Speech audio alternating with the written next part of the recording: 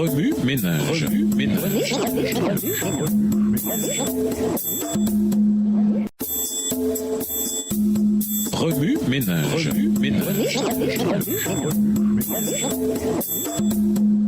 Bienvenue dans votre émission Remue ménage. Nous voilà à la leçon de lundi, une espérance oubliée.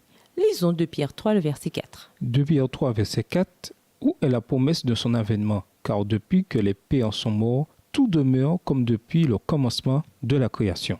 Selon Ellen White, le jour du Seigneur n'est pas censé être un jour de ruine et de destruction, mais un jour d'espérance et de réjouissance. C'est le point culminant de notre parcours chrétien.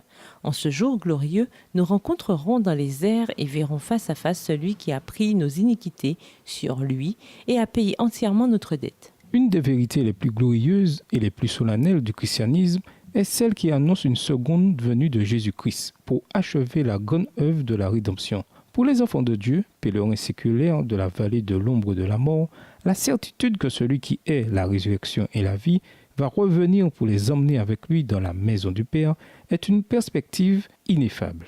La doctrine du second avènement est la clé de voûte des Écritures. Dès le jour où nos premiers parents ont eu le malheur de se voir exilés de l'Éden, les vrais croyants ont eu les regards fixés sur celui qui doit venir briser la puissance de l'ennemi et les réintroduire dans le paradis perdu.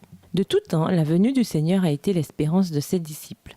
Cette dernière promesse du Sauveur faite du haut de la montagne des Oliviers, « Je reviendrai », a illuminé leur avenir et rempli leur cœur d'un bonheur que les tristesses et les épreuves n'ont pu ni éteindre ni atténuer. Au milieu des souffrances et des persécutions, cette perspective de la gloire du grand Dieu et de notre Seigneur Jésus-Christ est restée la bienheureuse espérance de l'Église fidèle. Cette bienheureuse espérance peut facilement être oubliée en raison de nos occupations et de nos épreuves quotidiennes. La liberté et le confort dont jouissaient toutes les classes de la société, la soif de richesse et de luxe, la hantise de la popularité et de l'influence avaient poussé les gens à concentrer leurs intérêts et leurs espérances sur les choses de cette vie et à reléguer dans un lointain avenir le jour solennel où le monde actuel disparaîtra.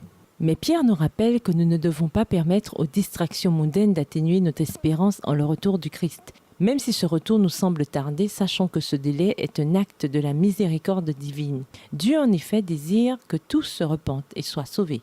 Ellen White et Pierre nous rappellent tous deux que la connaissance du retour imminent de Jésus est une bienheureuse espérance devant changer dès maintenant notre façon de vivre. Oui, ménage, attendez-vous impatiemment le retour du Christ ? Préféreriez-vous qu'il attende que vous ayez atteint vos objectifs terrestres avant de revenir ?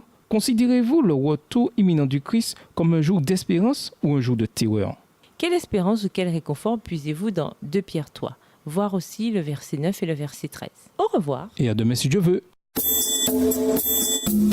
Remue ménage. Remue ménage.